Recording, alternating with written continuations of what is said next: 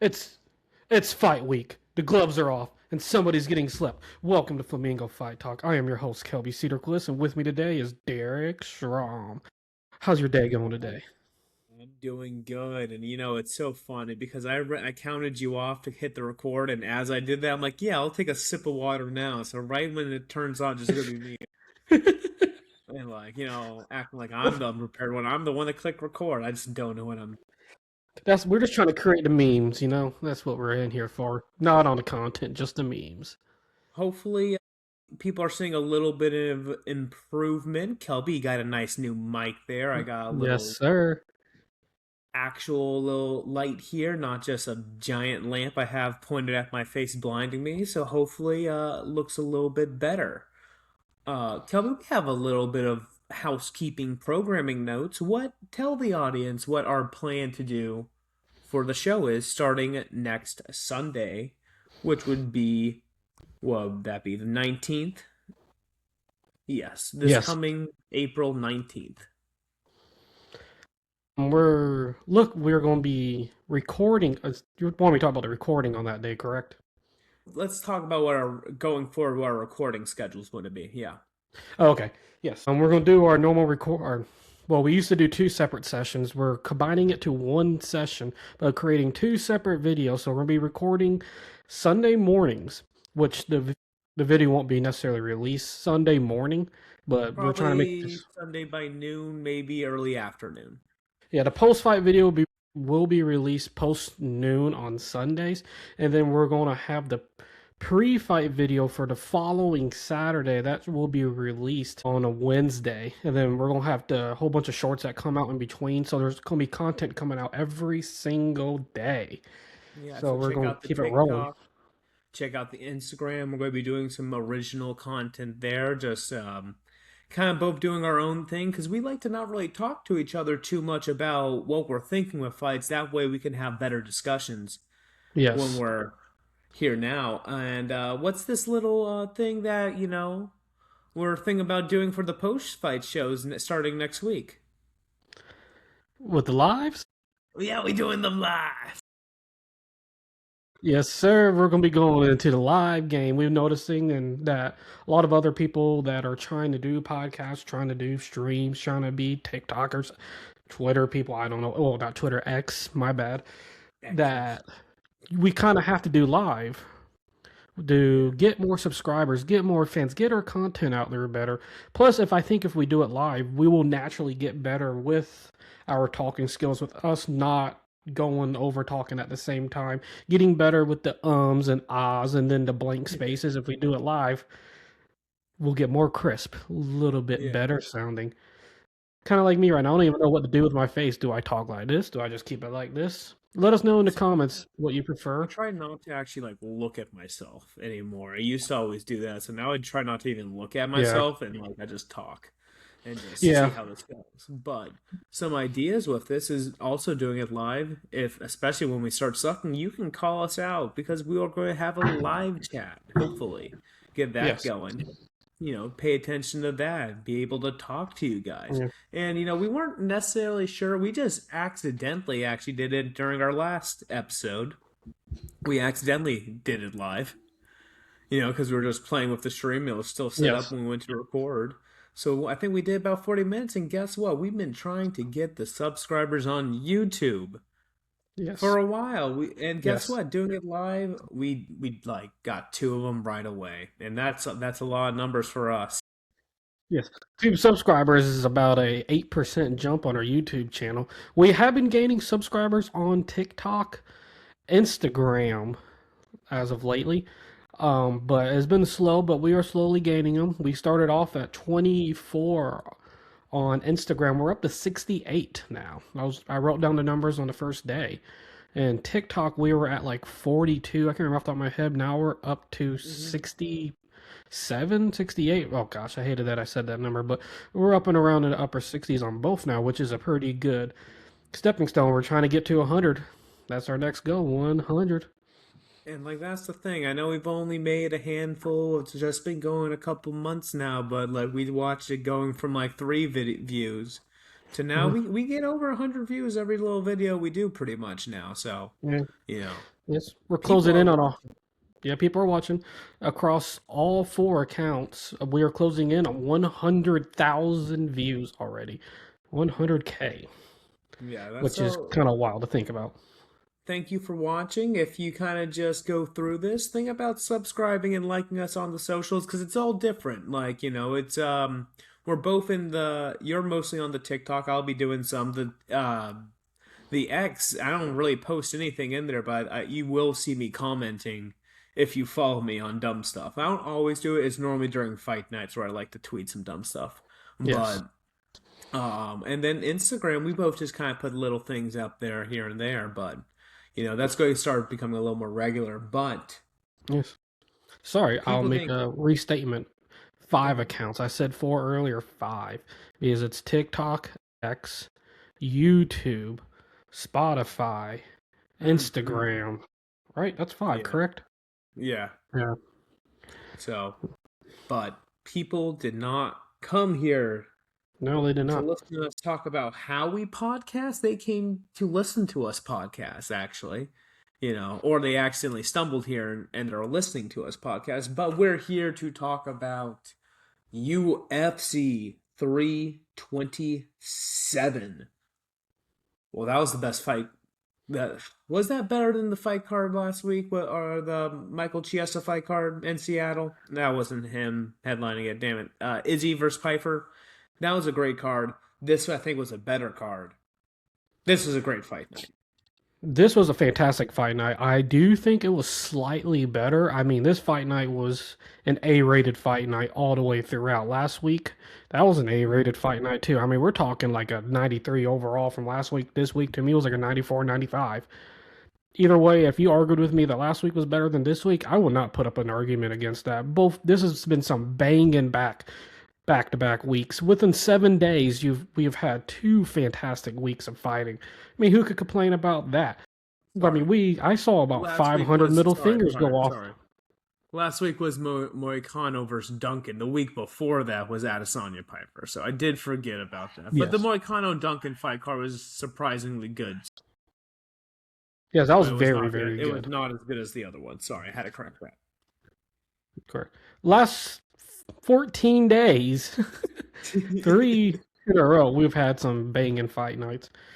It's been a great time to start watching UFC and watching every single fight. It's been really fun, and I'm Oh yeah, very glad I'm doing this. yeah. It's fun to start doing this again. It's been a minute since we've got it. And like, oh my gosh, I watched it. I watched the whole event, Yeah, 327 from a little bit of the pre-show, um, just because I was home. But like, I watched from the first event to the end, and then I rewatched a couple because I might have dozed off during one of the fights and had to rewatch it later. But yeah, I know. it happens. But it was a great fight night. Off rip. Let's do it this way. What was your favorite fight on the card? Oh gosh. Going going in, Off the what? dome. Yeah, off. Just yeah. Go ahead. Josh Hokett. The Josh Hogan fight. That was a good fight. That was very entertaining. Oh, that Yeah. was. I mean, when you're talking about one of the greatest heavyweight fights of all time, and even the announcers were saying that, how can you pick against that? I mean, it was just straight punches thrown. You thought both of these guys were going to go down throughout the fight, and then they just both kept getting back up. Curtis Blade just throwing it right back. They weren't even trying to like be efficient. They were just throwing it. They sit back. You can tell they both took like breathers, like 10-second breathers throughout some of the rounds while Josh Hokett was flicking them off. Bro, that was the first time I saw a guy getting tired of Yeah. flicking someone off in a fight. Yes. I mean, dude, he was doing the little this, going like that to him. I mean, you're tired when you're sitting there in a mother stance flicking off Curtis Blades. Yeah, that was a great fight. What was I think I might have to throw some shine on.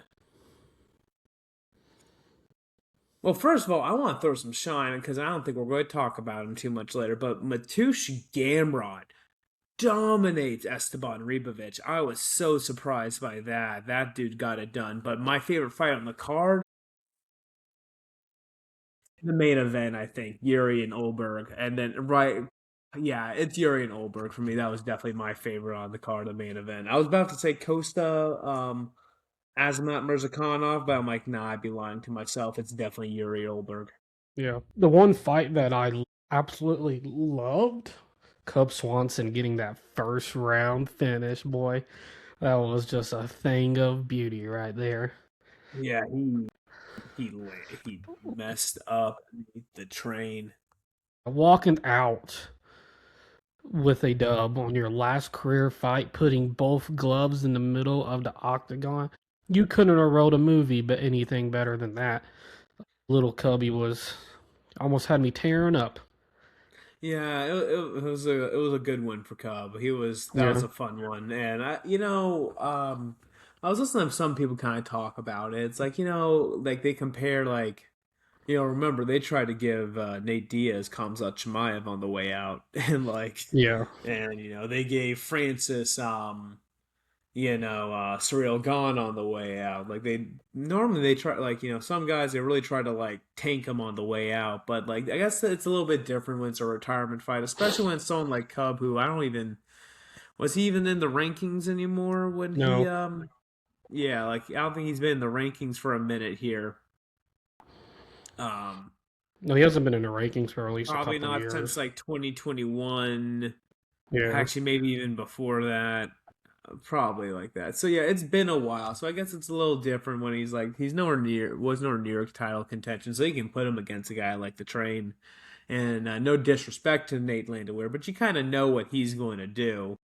Yes. Not that he'll catch you slipping if you let him. But yeah, right into Cubs like bread and butter, and man, he got to look good in his retirement. You almost think, damn, why is he retiring? But he is 42 years old. But yeah, that was a great moment. So where do you want to start? I know we've kind of hopped around here. Do you want to build up, start at the bottom, and go to the top, or should we start at the main event?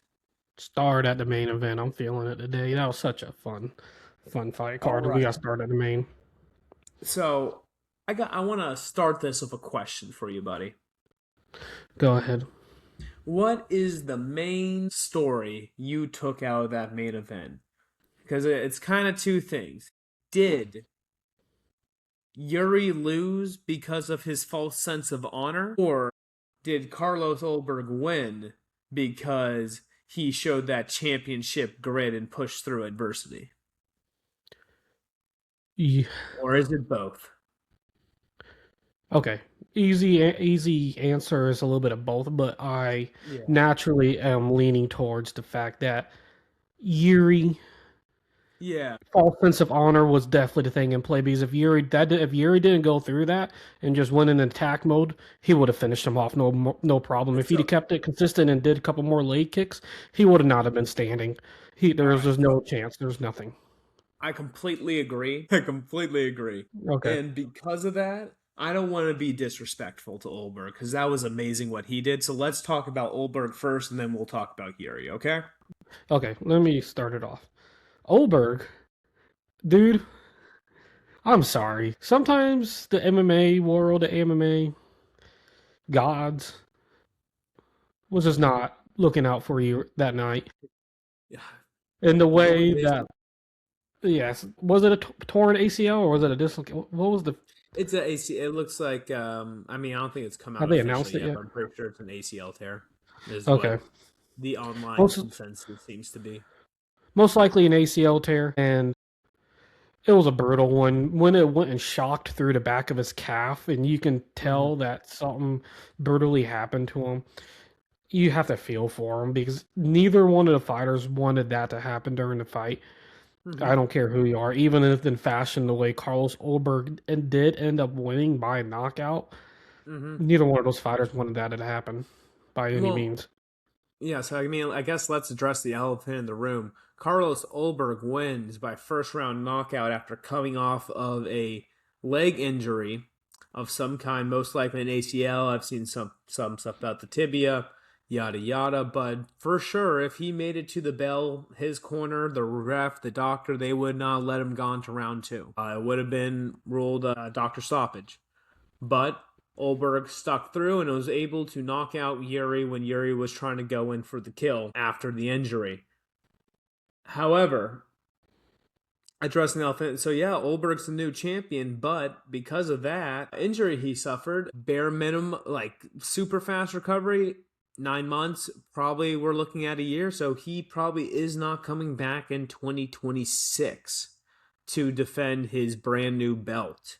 Yeah. So definitely a bummer coming out of it. Like that is just the what you're kind of saying when no one wants that to happen. It's like one of the worst ways to become champion is to do it and get injured and immediately be out. Because I've already heard some people talking. If he's out the rest of the year, you might need an interim. And this was the fight that was supposed to get the light heavyweight division back on track. So kind The of a little light, bit.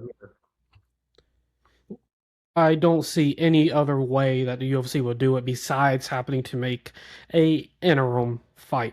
Because even though the technology has gotten better in the medical world with ACL, MCL, and PCL tears, any of those type of knee Mhm. tears, just because of all the other curricular activities that are happening throughout America and whatnot, those injuries on the best basis was from this one NFL guy last year. It was like 7 months he got Yeah, back, but they said that was freakish time. On average, is 9 months. If the surgery yeah. doesn't go And it right, and used you to could be be looking at a year.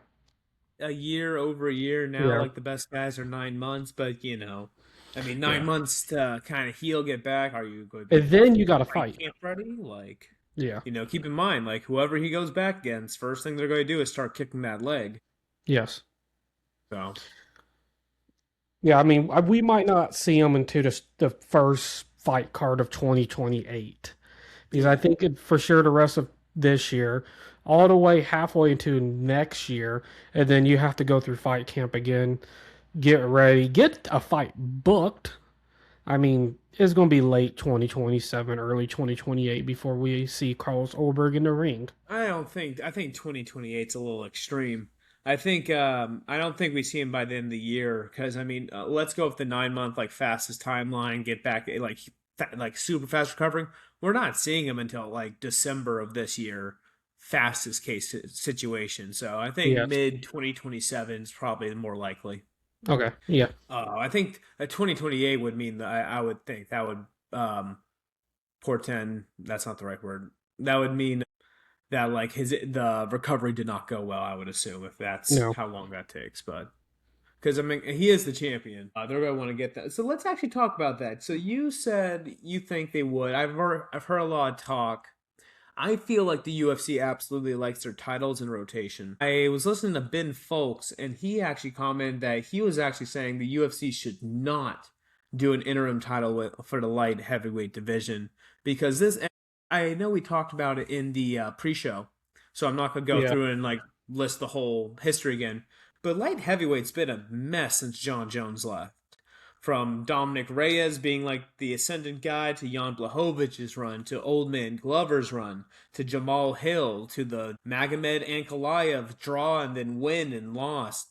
Alex Pereira reign. And now we got another title fight, Yuri and Olberg, which people felt good. Obviously, you had Magomed, who you could have put against Yuri in this fight for the interim. I think that probably would have been the most deserving. But Olberg was a fair shot, and he wanted.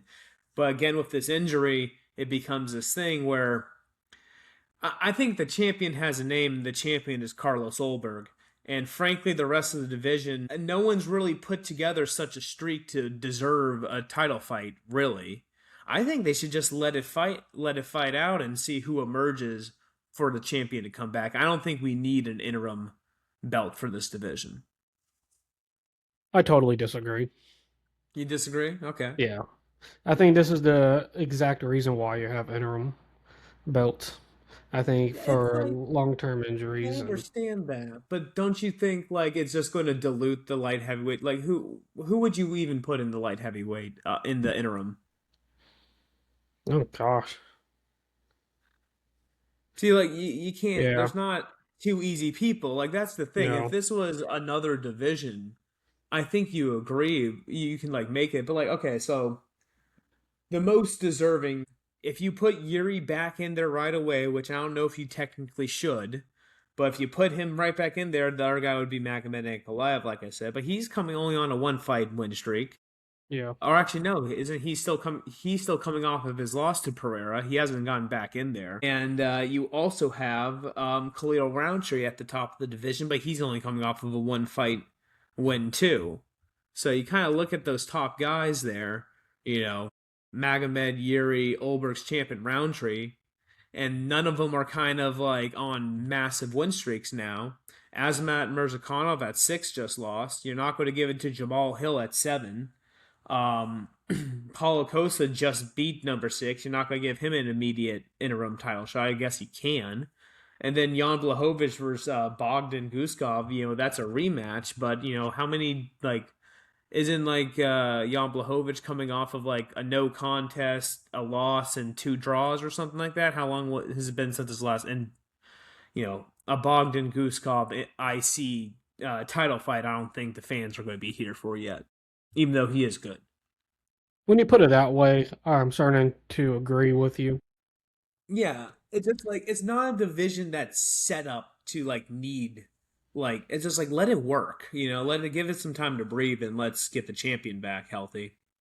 And it's like now I will say this because I did hear someone floated. If Khamzat Chimaev wants to take out Sean Strickland and move up to light heavyweight, now's the time to, sure, do that and put, Hamzat, honestly, you Hamzat could do Yuri. Khamzat versus Magomed, or you could do Khamzat versus Yuri. Either way, that's a exciting fight. Yeah, no, if that were the case, then I could totally see that happening. Honestly, it'd be Yeah. almost be the best time for Hamzat to attempt to go up another division into Mhm. light heavy.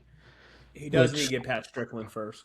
yeah, But yeah, we've been talking about the that main event. We talked about Olberg again. I just want to say, man, I because we're about to get into Yuri here, and I do think Yuri lost this fight. I think he, snagged defeat from the jaws of victory. You yeah, know what I mean? But I don't want to disrespect Olberg because he showed that championship grit, that champion like mindset, that resilience, and he stuck through injury. He did not like give an inch. He played it smart. He was composed, and he landed the knockout and knocked out Yuri Prohazka. The only other guy to do it was Alex Pereira. And now Olberg is the champ, as long as he is. So again, hats off, massive props to Carlos Solberg. I did not pick him. I didn't. I thought I was a little too early, but damn, he's good. he's a BMF. Tell you that right now. To stay up in there and keep fighting after that Mm-hmm. was wild. All right, Shout out to let's Carlos talk. Olberg. Let's talk Yuri. Come on, man. It's like and like, I will say this: like Luke Thomas, Chuck Mindenhall, they are both actually not on the Bushido thing. They said like, well, like it looked like a guy. I wouldn't say that had too much mercy. These are their words, not too much mercy, but like a guy who instead like kind of got let his guard down because he's like, hey, the guy's injured. It's prey. I'm going to go in, knock him out here, and it just, drop the guard. And, Olberg was so dangerous. That's kind of their thing of it. I definitely think, I mean, you could see it. As soon as that injury happened, Yuri stopped, kind of like he was kind of still getting in the face, but then he was like stopping and just standing in front instead of doing his constant wild man attacks. And, like, again, like, he was kicking the leg, and then he still kicked the leg, but he was kicking the other leg, which again, a few more kicks to that would have just completely dropped him too. So, what do you think? I don't necessarily agree with that point. I still am on the fact that Yuri was just being too nice. Yeah, Maybe a little bit of little too naive. I don't know. He, naive, I would say absolutely, because it looks like he was like, okay, you can't move around. I'll just stand in front of you now, and we can trade. And even Olberg didn't look like he was like super down with it because he was limping away from him. yeah, But he eventually Yuri, caught Yuri, and he got him. Yuri. Next time, throw the leg kicks. Just, Just like, keep. just hammer that kick, stomp Yeah, on the other knee. Like, come on, yeah. No, you it's know. And a, like a guaranteed you're win thrown away. so you know how whenever someone gets like out grappled, the joke Yeah. is like send 2 3 years to Dagestan and forget. Yes. You know what Yuri needs? Like legitimately, What he needs. he needs Cobra Kai. Strike first, strike hard, without mercy.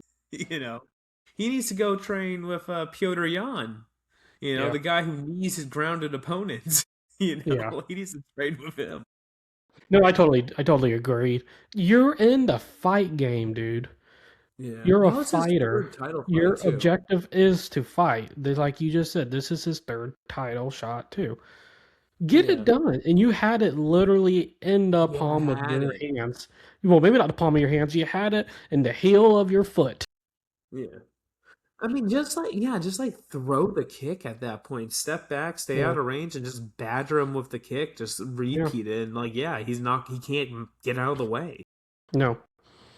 No, he was a wounded deer ready for the bear to attack. And that day, Yeah. he was just the grass in the field. And the deer ate it. Um, was that Yuri's last title fight? Uh, yeah, I think it is Yuri's last title fight. Obviously, there's a pathway back to another title fight for Yuri. I just think it ain't going to happen. I think he's going to get to himself. I think he's going to get to his head. I think it's just going to drive him nuts. And he did not look good during that post interview with Joe Rogan. It's just you could tell he was defeated. He was definitely kicking himself in the butt there. He was. Like you could tell. I mean, he was saying he had mercy again. You know, I know some people say, "Oh, blah blah." I think, I mean, call it mercy, call it whatever. I call it Bushido. I think he went into like, okay, we can still trade this out and blah blah blah, and like, you know, giving the other guy an opportunity to win. But it's like, why are you giving the guy an opportunity to win in a title fight? Like, come Yeah. on, like secure. It's like, you know, the only other time I can think of anything somewhat similar was when John Jones illegally kneed Anthony Smith in the Yeah. title Yeah. fight. And like Anthony Smith, credit to him, he's like, no, I don't want to win a title this way, yada yada. I know it did that shot at Peter Yan earlier for Aljamain Sterling. I think that was a worse knee. I think Sterling did the right thing. Yeah. But yeah, like credit to Anthony Smith, like, you know, he ate that knee, and yeah, he was effed up from it too. But you know, he like, I don't want to win the belt that way, and you know, the Lionheart moniker really got lived up to that day. But yeah, you know, and like that's the thing when people say like, "Oh, Dominic Reyes beat John Jones," like, you know, I think Thiago Santos got close to beating John Jones. It's like, you know, like John Jones, if he wanted to, Anthony Smith could have beaten him because of that illegal knee, but he, you know, chose to. You know, I'm going to say do the honorable thing because he wasn't that hurt from it. He was hurt. He got fouled, but he chose to like, nah, it was a foul. I'll take the hit and just get back in the fight. And that's kind of what Yuri's like. Oh, you're injured.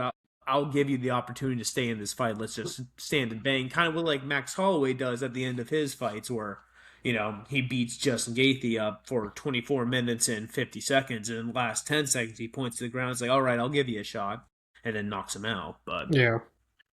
I think that's what, and you know what? That's what Yuri did. Only he was the one that got knocked out instead. Max Holloway, you're a savage, and that's why all the MMA fans love you. But yeah, I totally agree. We should get on to the next fight. We're on about 30-minute marker. We're still on the first Yeah, fight. but we are talking about other stuff. So let's talk about the That's co-main true. event. Azamat Mirzakhanov takes on the middleweight, now light heavyweight Costa, and gets knocked out in the third round.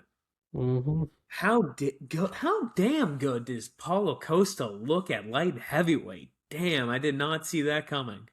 Like I was saying in our last week video, well, not last week, but a video that we released a couple days ago, Paulo Costa needed to move up to light heavyweight, and this was the division I think he was more fitted for, more healthy at.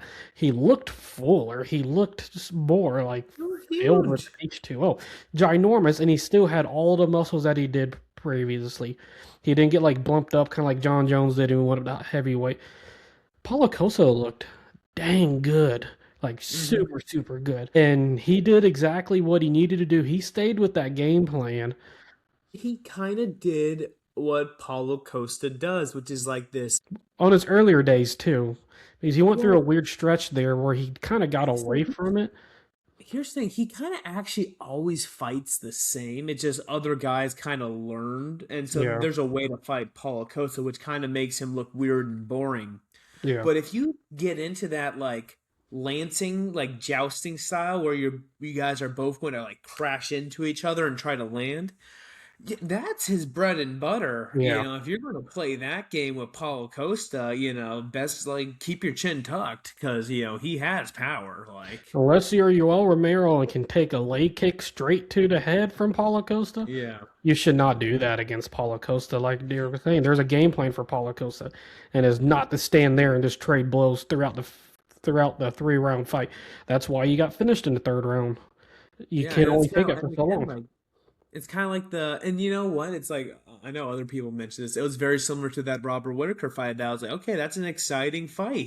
They're going Yeah, at it, and they go to a certain pace to where they get tired and sloppy. Only this time, third round comes along. Paulo Costa isn't panting as hard. He gets his second win and gets a fin, and the tables turn because first round Azamat Mirzakhanov absolutely won that. Second round, he was doing pretty good, even though it definitely started shifting, and Costa was having success. But like, yeah, third round, Costa took it from there, and you know, conditioning, frankly, too. And like, you got to yeah, ask, like, hey, Costa had the energy to finish the fight late.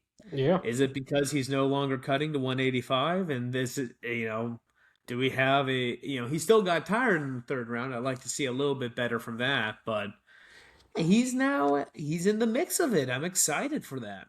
This is what light heavyweight division needed was a Paulo Costa to come in here and get a great 3rd round knockout. And he answered all the questions that the I don't want to say haters, but all of the UFC fans were asking. Can he survive? Can he go the distance? Will he tire out? Will they know what he's doing? Will he keep it the same? Yes, he did kind of keep it the same, but he was very efficient. He didn't really get too tired. He did get a little tired. But those It leg was kicks at for that weight class, him at that weight class with those leg kicks, Mhm. my gosh, they were powerful. It was I for mean, sure like his game. That I'm like I watched it like that was Paulo Costa. That's how yeah, he fights. It's just better. yeah. It looked better. Yeah, never thought I said this, but Paulo Costa is almost at another peak. I thought he was more on a downfall. I think No, right now this might be his peak. yeah, he just, Which is wild. yeah, I mean, how old is Paulo Costa? I'll look it up. not too sure, but this him going onto this like second peak of He's his game 34. is wild. He's perfect age. That's even better with him moving up to a heavier division. This Yeah. is it. This is his time to shine. Get another win. If he gets one more big win, I mean, you're talking title contention for Paulo Costa. And Yeah, and like honestly, like I those said, matchups are very, very favorable in some of those matchups for Paulo Costa that are ahead of him in the light heavyweight division. so let's not talk too much about that. That's my idea for tomorrow's video, buddy. Oh, okay. But you know what? I'll let that one Oh, slip. Might do some light heavyweight matchmaking tomorrow. okay. But Okay. you want to know who I want to see Paulo Costa fight next? Who? Tell me. Yuri. Oh gosh. I mean, it wouldn't. It's not a bad idea from the UFC. I like that fight. I like it. You could also do Roundtree. You could also do Roundtree. I think Roundtree's Yeah. another good one. But personally, hey, put him against Yuri. Make him do the fast run to a title fight. Paulo Costa versus Yuri Prohaska would be a fun fight. And Yeah. honestly, Yuri's probably going to win that. But who knows? Paulo Costa against Yuri would be a wild, wild matchup. I don't want to get too much into it, just in case if you're going to get into Yeah, that next Monday I'm going to talk about or I'm going to matchmake the Tuesday. light heavyweight division. But yeah, Yeah. I'm going to talk about that one. That's one of my things. Well, All I'll right. say this as Yuri Paulo Costa, beautiful. Let's Yeah, continue. great fight, right? Yeah. Yeah. Yeah, honestly, I'm just happy. You know what I mean? It's like I'm not the biggest Paulo Costa fan, to be honest, but like I was happy to watch a good Paulo. Again, this was a great card. I was so happy to watch like a good Paulo Costa fight and get the win. It's great to watch a great light heavyweight fight, and it's always fun to see a It's veteran been a while. come back and just show why he is a true veteran and beat somebody that's highly ranked in the division, especially with him never fighting in, well, actually he did fight in light heavyweight that one time. Remember he missed weight once, right? And he had to Yeah, do a catch weight against yeah. UL? He did a bullshit move where he agreed to it, and then like the day before he says, "Yeah, I'm not making weight." Yeah. Like I basically like the day forgot. before, he's like like the day before weigh-ins, he's like, "Yeah, I'm not making weight. Let's make it a catch weight." So that and they agreed, which means not he didn't even have to do the weight cut. I mean, he had a weight cut down to the catch weight, but not to the actual one. So there was no like purse miss or anything like that. So since Yeah. it wasn't a weight miss, and they agreed, yeah, and he did on shortness. I think he got. I think that was when he was balding too. Before he got the hair transplant, and everyone was like, that was like when people were really down on him. I can't remember what fight that was, but I can't remember which exact fight that was because I remember that happening, and I remember them people were saying that he was going to miss, projected miss by like 8 or 9 pounds overweight. Is what they were estimating because of how far off he was. But he was making absolutely ridiculous. He was one of the one of the worst fighters for weight cuts. I mean, they were saying he was dropping 30, 40 pounds easy. And And honestly, I'm glad he's, like I said earlier, I'm super, super ecstatic that he's fighting in the light heavyweight division now. I really do think it fits him so much better. I think it fits his strategy. And these fighters at the light heavyweight are, I don't want to call them slower, but they're not as crisp of fighters. And I think it really, really goes into his style of game plan. And honestly, I wouldn't be surprised if we see by the start of next year Apollo Costa title fight. yeah, I mean, I hope he can keep this momentum going. I mean, if you're going to look at the rankings really quick, I already told you my thing, but if you're trying to give him, frankly, There's a lot of battered people in the light it'd heavyweight be like rankings in the top five. it'd be. How do you feel about Jamal Hill versus um, Paulo Costa? If you're trying to get Costa a win, I think like the Oh, two most exciting fights you could do would be Yuri and Roundtree. But if you're trying to sneak him a win, what do you think about like Dominic Reyes, who just we'll talk about that in a minute, or like Jamal Hill? yes, Dominic Reyes did just get the win. I think I don't know, Dominic Reyes would still be fun, but I would lean more towards Jamal Hill because he was the champ at one point.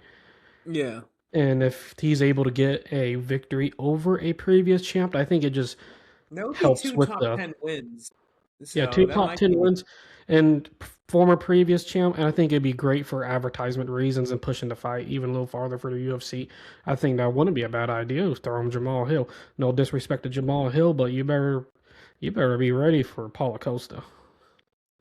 And you want to know something else? I'm pretty sure Paulo Costa is going to be the only Brazilian in the top 10 of uh, at lightweight. Now that light heavyweight. Light heavyweight. Now that what's his name?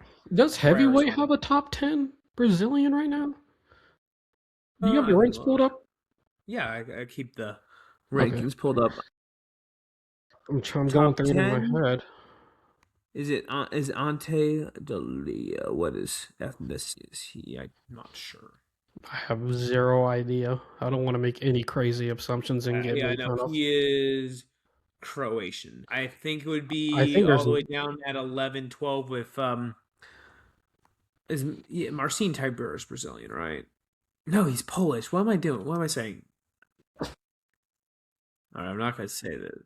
those Eastern Talisman Europeans look Teixeira. Poland, but it looks Brazilian to you. Yeah. I don't know why I thought Marcin. Talisman Teixeira 12 is number is the highest ranking Brazilian at um heavyweight.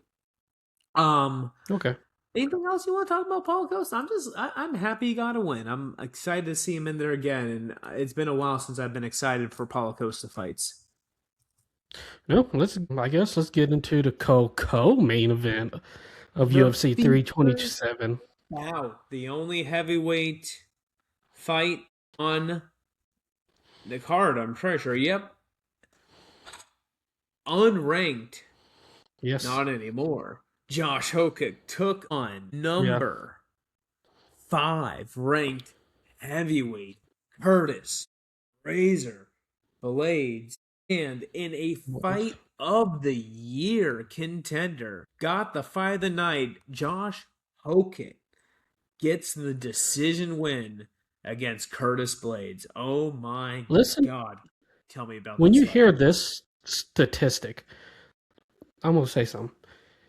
Combined between both fighters, over 600 strikes were thrown. It was like 630 strikes were thrown. Guess what's even crazier? You know how, like, a lot of the fights you only see, like, maybe a 25, 35, 40% on the high end connection Mhm. rate? Both fighters were over 60% They on the were striking landing percentage. on each other. They were Yes. hitting each other. It was so. Yes. This was a great fight. It got sloppy. It's heavyweight. They got tired. It got sloppy. But Oh, here's the thing. This wasn't Tai Tuivasa too tired to land the final blow. Literally can't land the final punch to win a fight. These guys were yes. panting. They were breathing through their mouths. Curtis Blade's face got busted up, but Busted. these Bad. guys were going for it till the very end. And you know what? I didn't have high opinions of Josh Hokik. This fight, he got my respect absolutely because he brought out the dog in Curtis Blades. God Yes. damned, I've never seen Curtis Blades fight. I'm such a Blades fan. I've been watching him for years. Yes. I've never seen Curtis Blades try that hard in a fight. And I don't Me? know what it was. I think Curtis Blades was like, I am not going to get knocked out to Josh Hokik. I No. think that's what kept him going. And he didn't, but oh my God, he got beat up. Curtis Blades and this Josh Hokett dude was the combination I never knew that I needed in my life. It And was I would so have, good.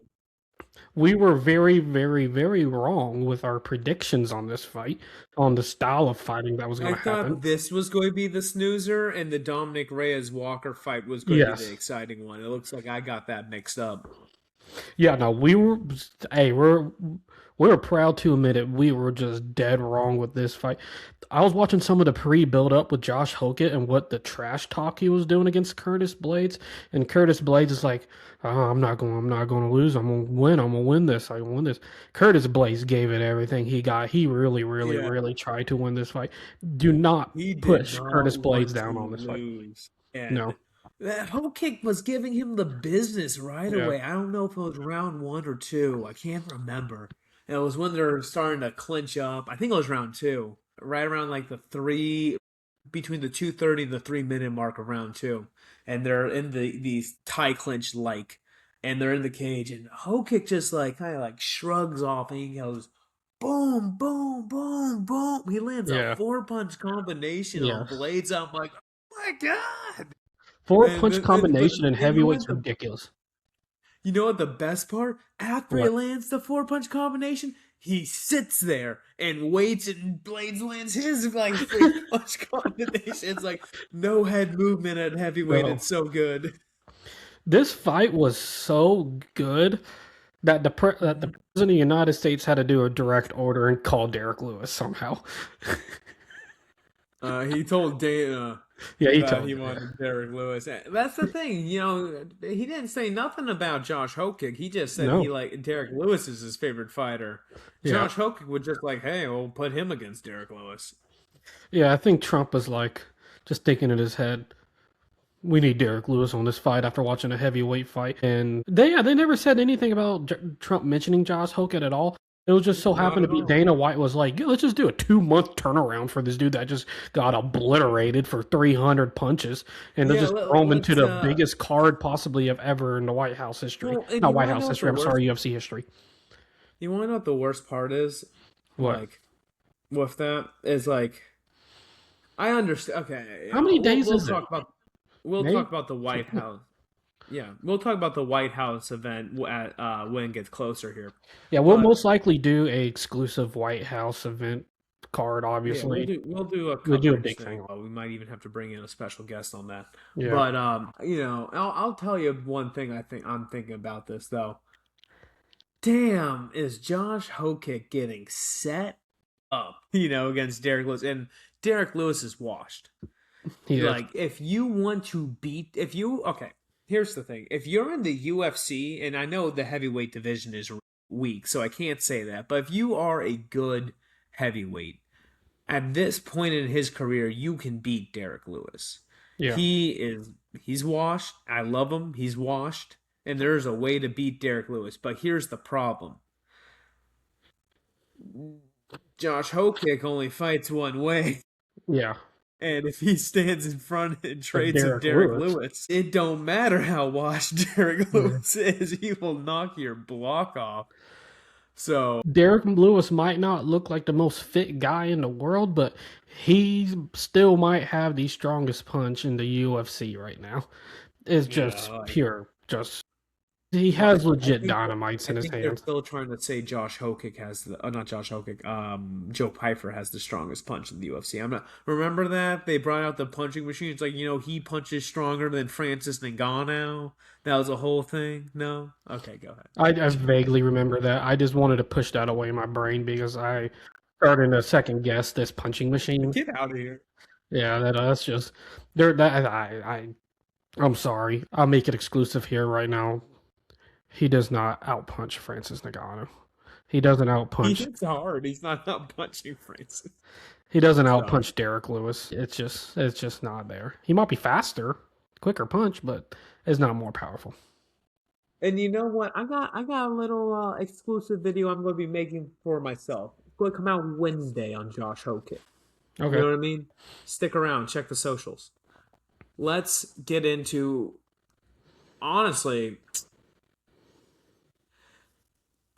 probably the worst fight of the card. Dominic Reyes versus Johnny Walker. I thought this was going to be exciting because these two glass cannons, one of them were going to knock each other out, but it seems for the first time in their careers, they learned they were both glass cannons and only kind didn't want to engage and get knocked out. Both guys clearly did not want to get knocked out in this fight. Yeah. Played it safe and it delivered a boring fight.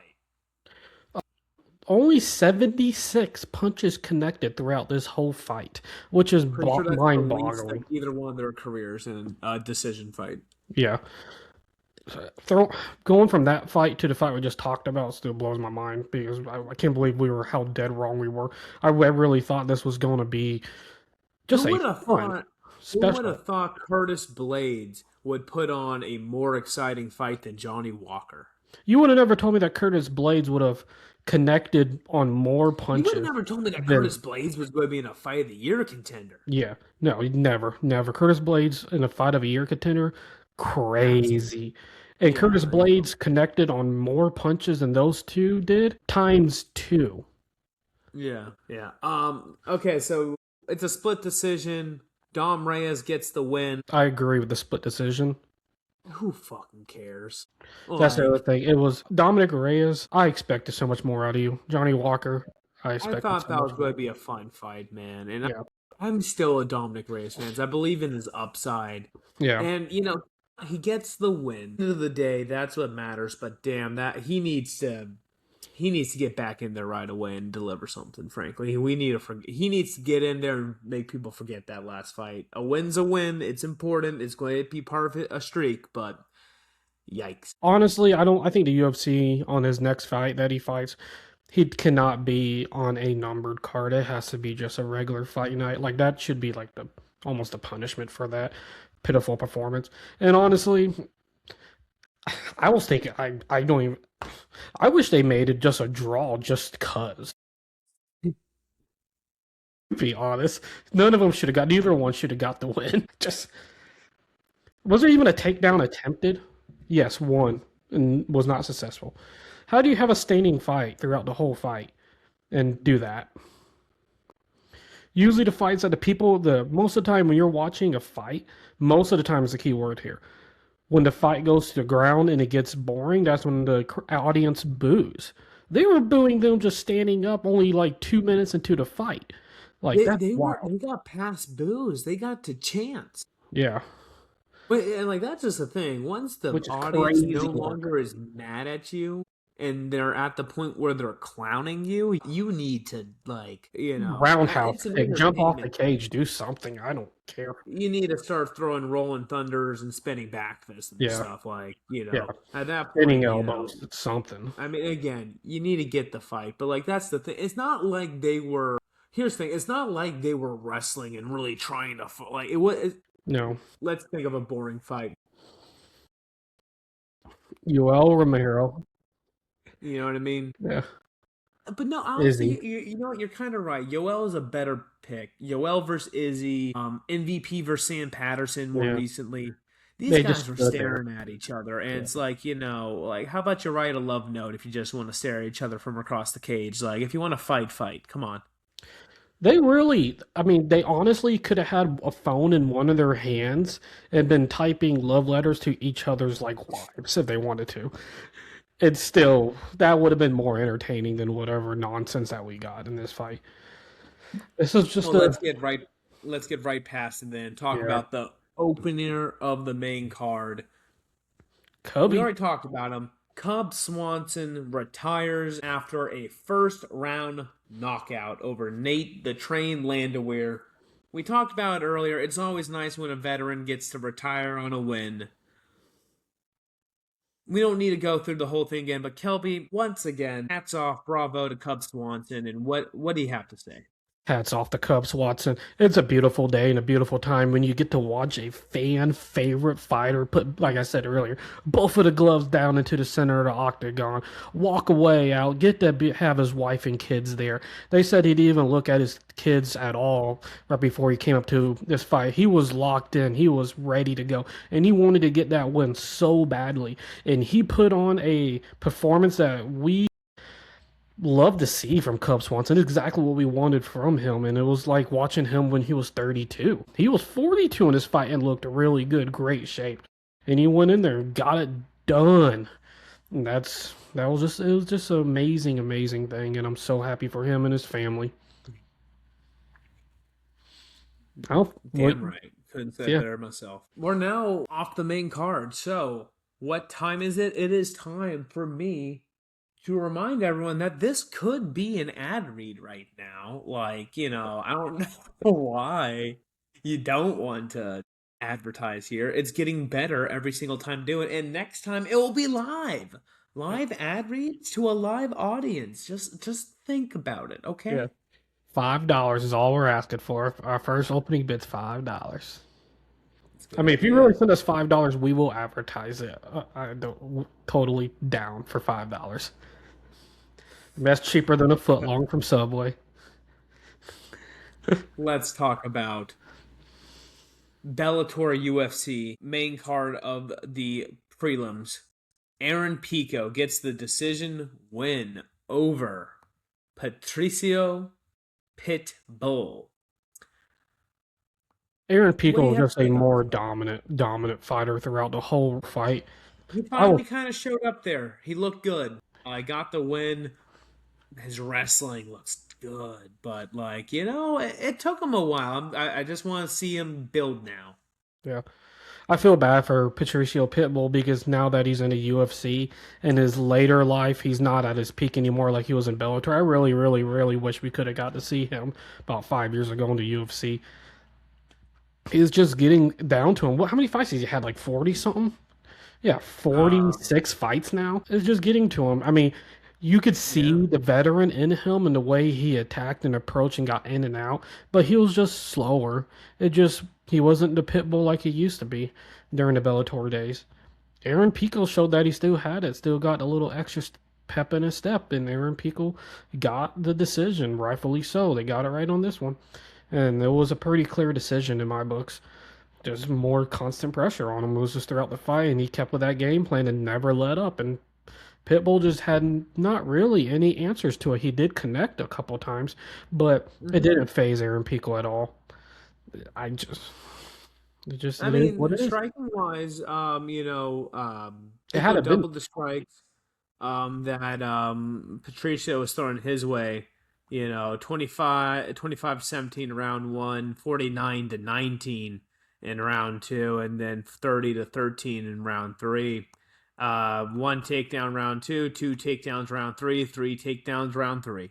You yeah, know what I mean? So it just as the fight went on, the takedowns went on. That round two, he pretty much nullified Patricio's offense there, and Aaron Pico got it done. He's the younger fighter. He's good. We all knew he is good. He's not even 30 yet, man, no, and he just got the best win of his career against Patricio Pitbull. yeah. So let's I mean, I want to see him get in there. You know what I mean? What are Aaron these guys Pico. ranked at all? Patricio Pitbull was ranked number 13, so that I assume Aaron Pico's going to get in there. So just to say the other top 10 or 10 through 15 is number 10 Kevin Vallejo, 11 Brian Ortega, 12 Melky Costa, 13 was Pitbull, so we can assume Aaron Pico's going to be taking that spot. Yes, 14 was David Onama and 15 Josh Emmett. So didn't Josh Emmett retire? I no maybe like kind of like one glove in a ring kind of thing. Let me double check that. I'm looking right now. No, he did not officially retire. No, I was like, I don't remember him He officially got retired. that knockout, that TKO loss, and is on a 1-5 fight. I mean, if you want to keep giving Oh you want to God, keep giving our boy Aaron Pico some 40-year-olds. don't give him Josh Emmett. Aaron Pico will get the win. Aaron Patricio's Pico, only 38, but the yeah. point remains. You can give Anything else Josh you want to say Emmett. on this fight? Sorry, go Give, ahead. so you can give Josh Emmett Patricio and give Yeah. Aaron Pico Honestly, Brian I Ortega. completely support that fight. That'd be a Yeah, great fight for both of them. yes. And honestly, a good way for Josh Emmett to kind of leave and Patricio Pitbull to kind of consider it. It just it is what it is. I don't know how much more is on his contract with the UFC at this moment. I think it'd be Mm. a fun fight. Pitbull, Emmett, Pico, Ortega. Next fight on the card, we had Kevin the Trailblazer Holland versus Randy Rude Boy Brown, and after I guess you can call it a weird fight. I enjoyed the fight a lot, but I hear some people weren't too crazy. It got a little weird. It was a kind of a funky fight, I would say. But Kevin Funky is a good Holland word. decision win over Randy Brown. What were your thoughts on the fight? I liked it personally. Oh no, this is exactly what I wanted from Kevin Holland. I wanted him to get another victory, and I think he did it quite the He way broke his Kevin losing Holland streak. always does it. Kevin Holland is just kind of he always has kind of a weird, freaky fights at times. It's never been a standard fight with Kevin Holland. People need to Hmm. realize he always gets kind of funky, like you said. Yeah, He's an and like overall decent. and like these two guys fighting together, it's not that they have similar styles because like Kevin Holland's definitely the more well-rounded. I think Randy Brown carries a little bit more power, but they're these lanky, creative strikers that like to just get in there, and so they kind of like again fighting each other. They're kind of like they're a weird. It turns out that we all thought this was going to be a fun action fight, and it was a fun fight. But it turns out that like when you match those types of guys together, sometimes their weirdness like it just doesn't. It vibes a little differently, but Kevin Holland's submission game is, I think, one of his most underrated parts of his game. I know he didn't get the submission, but yeah, no, it just what was it? The two People like to submission say attempts in round two just completely, frankly, I think kind of saves him. to the people that say Kevin Holland has a weak ground game because of the Hamzat fight. You guys don't watch Kevin Holland. Yeah, It is well, I what it mean, is. I find that Kamzat's so a funny. generationally talented wrestler. And that You fight, know, the Kevin Holland Hamzat fight, that wasn't even supposed to happen. That was supposed to be Nate Diaz in that fight. Kevin Holland just took it because Kevin Holland is just wasn't a Kevin yes Holland sir. supposed to fight the Leech instead? Yes. And next thing you know, Kevin Holland's fighting Hamzat like I don't know, I can't remember exactly 48-hour notice, Yeah, 24 no. hour notice. Keep in He mind did not that train for whole that at all. yeah, Tony, and then Tony Ferguson got Nate. Yes. And who did Li Zhang fight on that card? He got someone else too. Because those three fighters that got all mixed. Yes. Was it Chance? No, I can't remember. But like honestly, that's the thing we gotta keep in mind here. Talk about like guys stepping in like into the frying pan, like Kevin Mhm. Holland versus Khamzat, Moicano versus Makachev. These guys, they just Kevin Holland just gets in there and like I will fight whoever, and he got a win. And he He's got to back win. in it. It sucks for Randy Brown. I like him.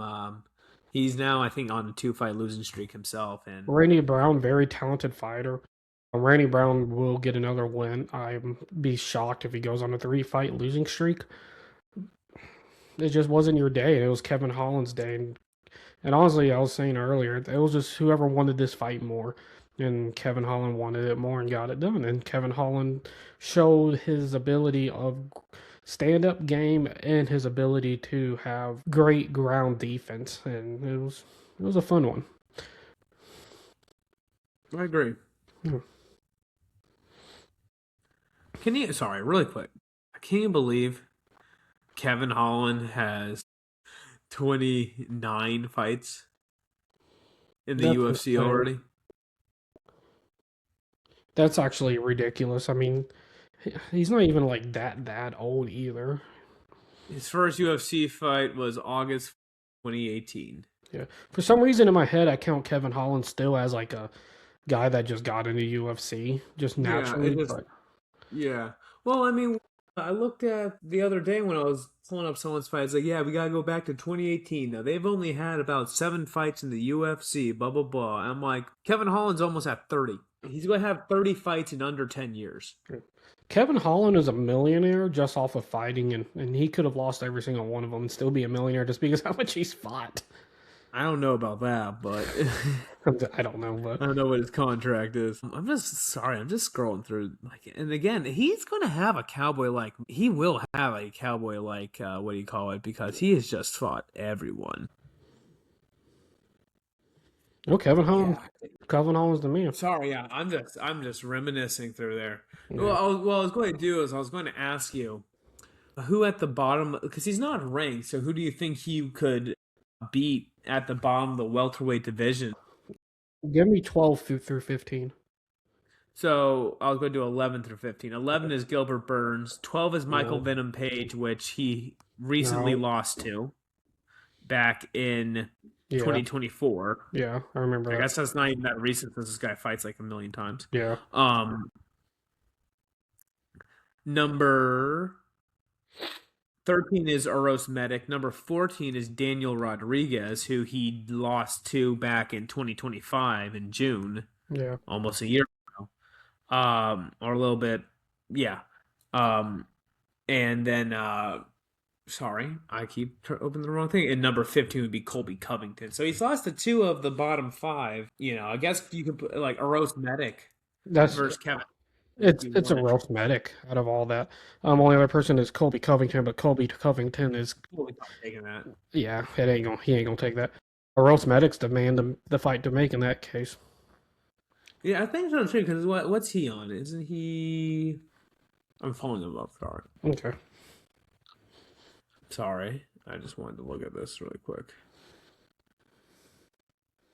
While he pulls it up, Yeah, he's 7-3. He's on a 3 fight win streak. Gilbert Urbina, Muslim Salikov, and Jeff Neal. So yeah, yeah, I guess you could do Eros Medic versus Kevin Holland. Try to get Holland back in the rankings, just because I think it's more exciting with him in there, and he doesn't need be on a title run, but if we can keep him in the rankings as a way of like trying to push up contenders, kind of like how Cowboy did. yeah, I think that's the place where, like, because that's my problem with Kevin Holland. Because he gets in there, he'll mix up with anyone, but like, bro, you're almost at 30 fights.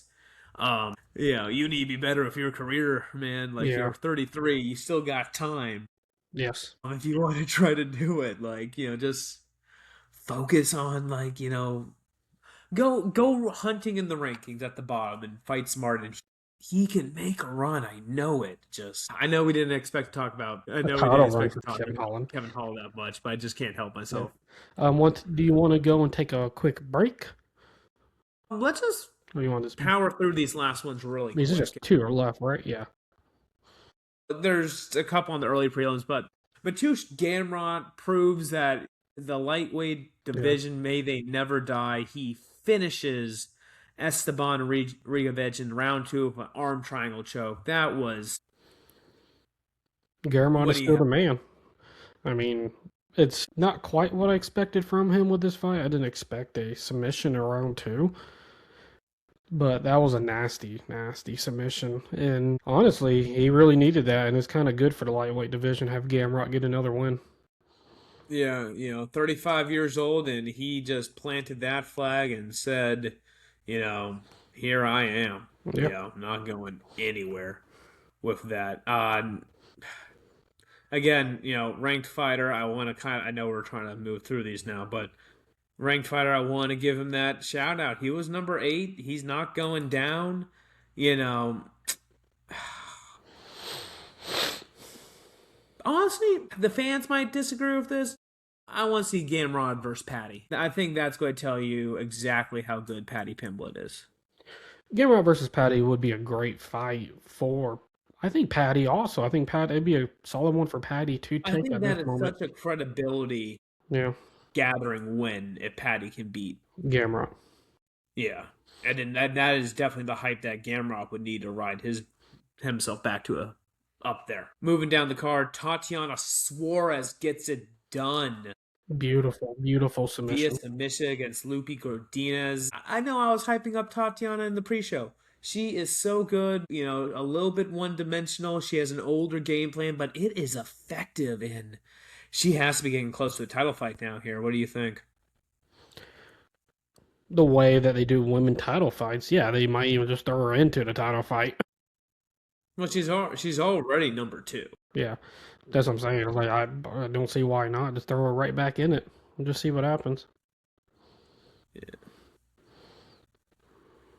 How do you feel about the draw? Chris Padilla versus Mikel Medeiros. A little bit of a weird one. Padilla's announced the winner, and then they have to later correct it into a draw. Did you watch this fight? It was a fun fight, but This is the fight I had to look away from for a little bit, so I didn't catch all of it, but I did catch the ending, and it was a very weird ending.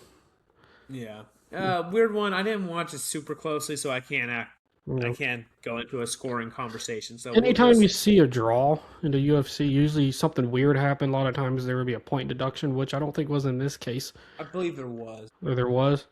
Wait, was this the eye poke? Yes, this was the second eye Yes, there are poke. eye pokes in quite a few fights. This was one of them. Yes, I remember this. I remember watching the second eye poke, and that's I was like, after the first eye poke, they really should make a statement by the UFC saying that they need us. I'm possibly thinking they should start taking a point away with eye pokes. Come on, people, keep those hands closed. I saw your video on that. I completely agree. And you know what? I was so happy because what's his name in round? Was it Mark Goddard? Yeah, Round one of the first fight. On the card, Charles Racky got poked in the eye by Francisco Prado, and he did take the point. they did. So I was happy with that. So I agree with you. I mean, when fingers are going in eyes, points have to get taken. It's just that's what happens. Yeah, you as a fighter needs definitely know that if you're throwing a punch or even if you're trying to block, you don't do that. Yeah, It's a natural shit. reaction, yes, but you're a It professional. happens. It does happens, but too much of this Yeah. causes it. So let's get into the most tragic fight on the card: Kelvin Gastelum. I don't even know what happened. He just ran into a choke. I don't. Kelvin Gastelum It's wasn't time. It's doing time. It's time. wasn't well when I was watching the fight, he wasn't really doing that bad. I didn't like 2 minutes into the fight. I wasn't thinking that he was gonna get submitted by the end of the fight. That was the last thing I was thinking of. I was thinking this was gonna be a it was gonna keep going. I mean, he had some opportunities to really get some good connections, and he did connect on him pretty good on Luque, but Luque snuck it in there and got the finish. It was just kind of weird.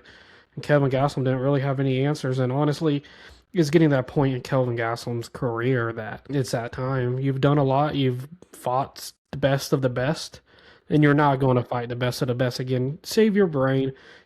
Save Of your his body. last six losses, three of them have been decisions. The other three have all been round submissions in the first round. Yeah, yeah, And, those submission losses are to Jack Hermanson, Sean Brady, and Vicente Luque. So, no, I mean, no scrubs. But, yeah, it's just Calvin, I'm a fan. It's time. He needs a retirement fight. yeah. A retirement fight would be a fun thing for him. He deserves a Yeah, he retirement fight. deserves a retirement fight. Kelvin Gastelum, due to retirement fight, I am done watching you lose like this because I know how great you were at one point. You were the man at one point. Yeah. Might not have been the man, but you were people didn't want to even fight Kelvin Gastelum for a while there. Izzy was trying to avoid him there for a minute, and then they got Yeah, in a well, fight with Cal, Izzy. remember this is when Robert Whitaker had the liver issues, and he had to pull out of the because Ultimate Gaslam and Whitaker did the Ultimate Fighter together, while Izzy's kind of starting his run. Gaslam pull or Whitaker pulls out of the thing because he had his liver issues or stomach issues, whatever it was, similar to GSP's thing. Yeah, The ulcer. And yeah, so Gaslam's out here walking around with a fake belt saying, "Hey, I showed up to the fight. Whitaker pulled out. That means I'm the champion." Whitaker forfeit. He had a smile on his face. He was doing it. That's some Chael Sonnen's type yeah, energy. That's some Colby Covington, I think, did the same walking around with the fake belt, but Calvin did it better. I think he did it first. And then, Izzy, he's on this streak, and they do the interim fight. And wasn't it Holloway Poirier interim? Wasn't that the other fight yeah. I on that think card? so. Yeah, you'd have to But double yeah, check that, but yeah, I'm doing it now. Izzy versus Gaslam card. Boo, boo, boo, boo, boo. Yeah, that was Holloway Poirier 2 was the main event on that card. Yeah. yeah. That was a fun fight. And Also, yeah, and Roundtree versus Anders was also a great fight on that card. yeah, I'm gonna exit out of this. Sorry. Yeah, I mean Gaslam is such. I've watched most of his fights. I mean, I hated him when he knocked out Bisping in Shanghai yeah, because I'm like that was my guy. Bisping should have never taken that fight. But and Kelvin Gaslam is such a good fighter, and he all he needed to do was hit the treadmill a little bit more and fight at welterweight. I yeah, can't say he was a disciplined fighter because of that, but damn, he was. It was always a good time, and I know we're writing it off now, but as a fan of Kelvin Gastelum, I want his next fight to be his retirement because I don't want to see this guy. Luckily he doesn't get knocked out a lot. He does get into wars, so most his losses nowadays seem to be coming by submissions, which is better than knockouts. So hopefully, but he can still get hurt by that stuff, and he was a wrestler before. So yeah. Charles Radke, the first fight of the card, honestly, I'm gonna say that was also a fight of the night contender. That fight, I remember I was in the group chat with you guys. I'm like, bro, this Mhm. fight's so good. Talk about eye pokes. Prado gouged Yeah, Radke right in the eye. That was a fun fight. Radke just showing levels and like and his great striker. I loved his grappling too. I Yeah. loved Radke's game. I've seen him fight a few times here and there. What fight? Let me look. Well, this was a good showing from Charles Reike. He showed a mix. He showed that he was a true mixed martial artist. Got him to the ground 4 times, and then anytime he was standing up, he was connecting with the jabs, connecting with the cross. He was moving around the ring like a true professional in this fight, and got the dub with easy fashion.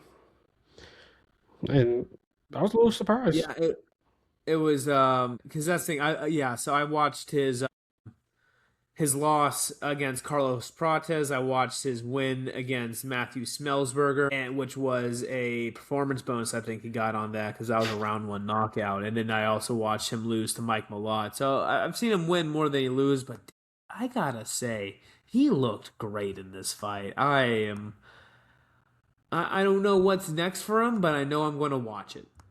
Yep, it was a fun fight, and we'll definitely keep an eye out for you.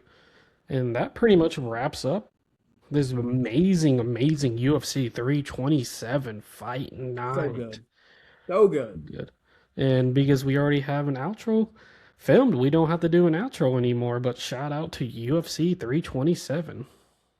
Like, share, subscribe. Peace. And that is a show. Thank you so much for watching Flamingo Fight Talk. We appreciate you, and we'll see you next. Please follow us on Instagram, TikTok, YouTube, and Spotify. Be on the lookout for our YouTube Live. See you next time. Stay on the Flamingo side. Peace.